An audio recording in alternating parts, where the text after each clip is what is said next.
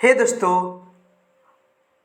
एक ऐसी लड़की, एक ऐसी छोटी बालिका जिसे धधकती हुई आग में जलाकर भस्म कर दिया गया और उसे भीष्म अग्नि में शांत और सरल मूर्ति उस अनुपमा बालिका को जलती देख सबने उसे देवी समझकर प्रणाम किया।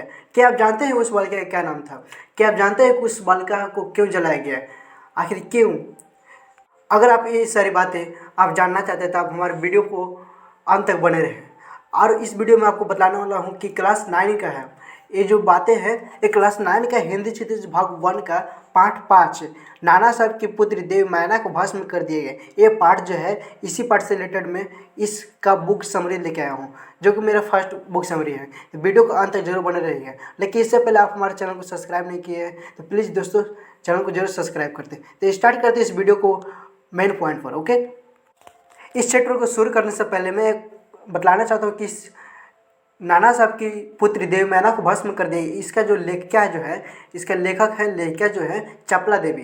ये द्विवेदी की लेखिका जो है, इनके बारे में एक छोटी सी बातें हैं क्या कि यह जो ऐतिहासिक सच्चाई है, ये जो कहानी है जो बहुत ही रियल है, रियलिटी था, लेकिन अब नहीं है, पहले जो हुआ था यही हुआ था। ओके, 1857 की क्रांति जो हुआ था, विरोधी नेता धुंधुपंत नाना साहब की पुत्री बालिका मैना आज़ादी की नन्ही सिपाही थी जिसे अंग्रेजों ने जलाकर मार डाला। बालिका मैना के बलिदान की कहानी को चपला देवी ने इस गद्य रचना में प्रस्तुत किया है। यह गद्य रचना जिस शैली में लिखी गई है उसे हम रिपोर्टर कहते हैं। ओके, तो अब मैं इस वीडियो को मेन पॉइंट पे स्टार्ट करना हूँ, क्योंकि इस वीडियो में आपको बहुत ही सारी बातें आपको सीखने को मिलेगी। और यहाँ पर एक बात और कि यहाँ पर आप जानेंगे कि नाना साहब जो थे वो उनको अभी तक ले कोई नहीं ढूंढ पाया है। वो भागे तो कहाँ भागे, उनको अभी तक अंग्रेज सरकार अभी तक ढूंढ नहीं पाता है। लेकिन एक बात और कि हमारे देश के एक ऐसा भी नेता थे जो अभी तक उनको भी नहीं ढूंढा गया है। क्या आप जानते हैं उनका नाम? जी हाँ, मैं बात कर रहा हूँ सुभाष चंद्र बोस को, जो कि आज़ादी की लड़ाई के लिए जो भी लड़ रहे थे, तो उनको भी अभी तक अंग्रेज सरकार ढूंढ नहीं पाया है। और अभी तक वो कहाँ है, जिंदा है, मरे हुए हैं, किन्हीं को नहीं पता है। ओके, तो स्टार्ट करते हैं मेन पॉइंट पर। सन 1857 ईस्वी के विरोधी नेता धुंधुपंत नाना साहब कानपुर में असफल होने पर जब भागने लगे तो वे जल्दी में अपनी पुत्री मैना को साथ न ले जा सके। देवी मैना बेठूर में पिता के महल में रहती थी, पर विद्रोह दमन करने के बाद अंग्रेजों ने बड़ी क्रूरता से उस निरीह और निरपराध देवी को अग्नि में भस्म कर दिया।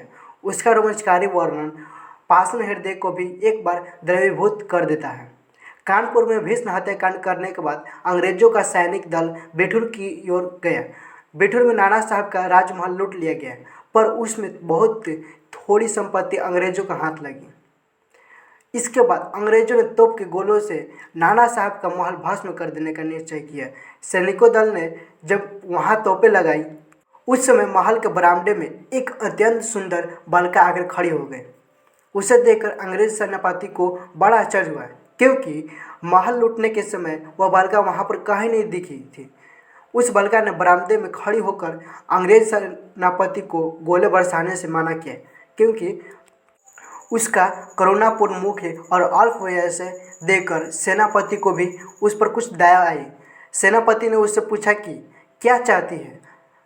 बालिका ने शुद्ध अंग्रेजी भाषा में उत्तर दिया, क्या आप कृपया कर इस महल की रक्षा करेंगे?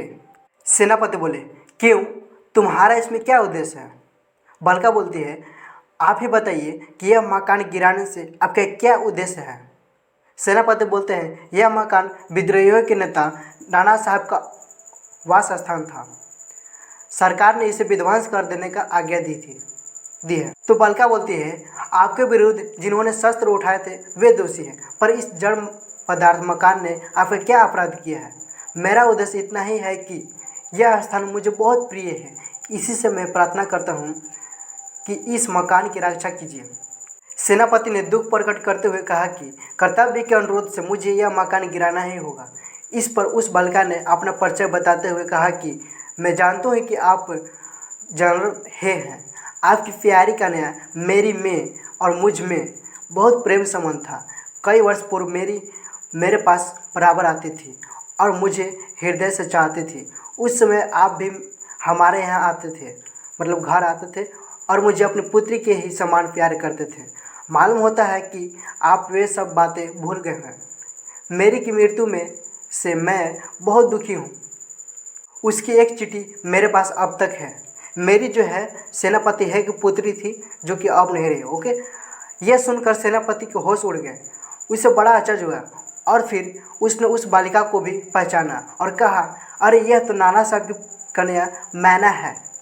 सेनापति है कुछ क्षण ठहर कर बोले, हाँ मैंने तुम्हें पहचाना कि तुम मेरी पुत्री मेरी की सहचरी हो, किंतु मैं जिस सरकार का नौकर हूँ उसकी आज्ञा नहीं टाल सकता, तो भी मैं तुम्हारी रक्षा का प्रयत्न करूँगा। इसी समय प्रधान सेनापति जनरल ऑटरम वहाँ आ पहुँचे और उन्होंने बिगड़कर सेनापति हे से कहा, नाना का महल अभी तक तोप से क्यों नहीं उड़ाया गया। सेनापति हे ने विनयपूर्वक कहा, मैं इसी फिक्र में हूँ, किंतु आपसे एक निवेदन है कि क्या किसी तरह नाना का महल बचाया जा सकता है।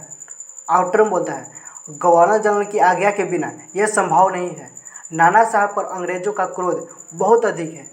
नाना के वंश या महल पर दया दिखाना असंभव है। सेनापति यह बोलते हैं, तो लॉर्ड कैनिंग गवर्नर जनरल को इस विषय का एक तार भेज देना चाहिए। लॉर्ड कैनिंग मतलब कि गवर्नर जनरल उस समय का शासक जो होता है, जो मेन, उसको बोला गया। ओके, तो ऑटरम बोला, आखिर आप ऐसा क्यों करना चाहते हैं। हम यह महल विध्वंस किए बिना और नाना की लड़की को गिरफ्तार किए बिना नहीं छोड़ सकते। सेनापति है के मन में एक विचार चलता है, क्या कि दुखी होकर सेनापति जो होते हैं मन में दुखी होकर वहाँ से चला गया। इसके बाद जनरल ऑटरम ने नाना का महल फिर से घेर लिया। महल का फाटक तोड़कर अनेक सिपाही भीतर घुस गए और मैना को खोजने लगे, किंतु आश्चर्य की बात यह है कि सारे महल का कोना कोना खोज डाला, पर मैना का पता नहीं लगा। उसी दिन संध्या समय लॉर्ड कैनिंग का एक तार आया, जिसका आशय इस प्रकार था, लंदन के मंत्रिमंडल का यह मत है कि नाना के स्मृति चिन्ह तक मिटा दिया जाए, इसलिए वहाँ की आज्ञा के विरुद्ध कुछ नहीं हो सकता। उसी क्षण क्रूर जनरल ऑटरम की आज्ञा से नाना साहब की सुविशाल राज्य मंदिर पर तोपे के गोले बरसने लगे। घंटे भर में वह महल मिट्टी में मिला दिया गया।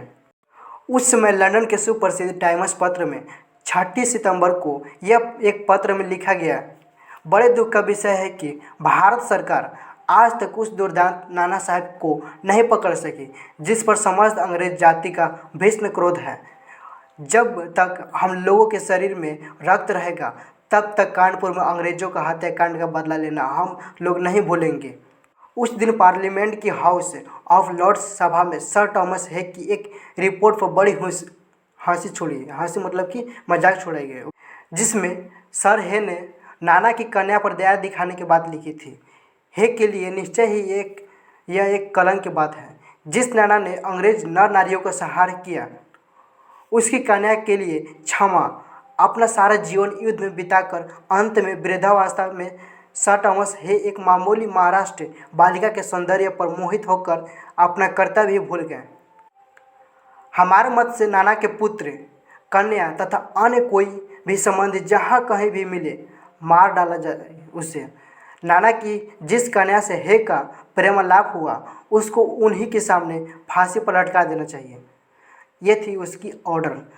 सन 1857 की सितंबर मास में अर्धरात्रि के समय चांदनी में एक बालिका स्वच्छ उज्ज्वल वस्त्र पहने हुए नाना साहब के भग्नावशिष्ट प्रसाद के ढेर पर बैठी रो रही थी।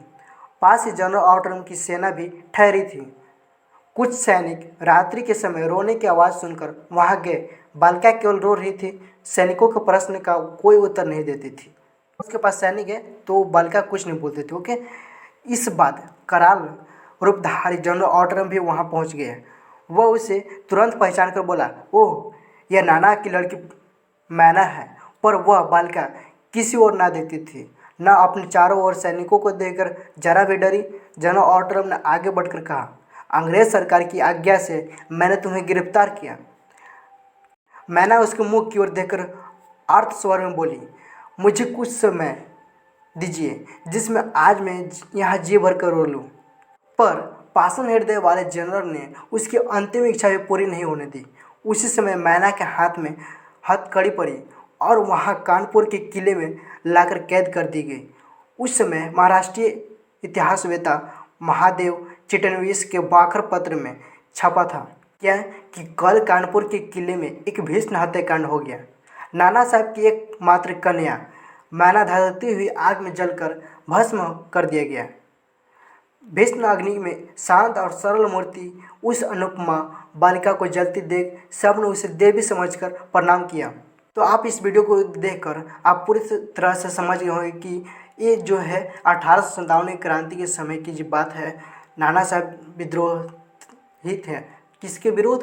अंग्रेजों के विरुद्ध, जिनके कारण उनकी पुत्री को भस्म कर दिया गया और नाना साहब वहाँ से भाग गए थे। ओके, तो अभी तक नाना साहब को अभी तक कोई नहीं ढूंढ पाया है। अभी तक वो शायद कहीं मरे हैं, लेकिन अभी तक कोई नहीं देख पाया है। ओके, नाना साहब और हमारे देश के एक और भी नेता है जिन्हें कहा जाता है सुभाष चंद्र बोस। ओके, इस आइडियो को आप किसी भी तरह से, आप कहीं ट्रैवलिंग कर रहे हैं, कहीं भी जा रहे होंगे, तो आप किसी भी समय सुन सकते हैं। आपको अच्छी तरह से याद हो सकता है, आप अगर अच्छी तरह से देखेंगे तो।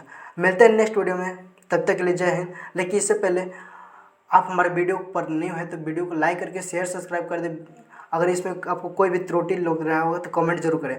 और नेक्स्ट वीडियो आपको किस वीडियो पर चाहिए, किस टॉपिक पर चाहिए, आप मुझे कमेंट करके बता सकते हैं। मिलते हैं नेक्स्ट वीडियो में, तब तक के लिए जय हिंद। जय हिंद साथियों, thanks for watching this video.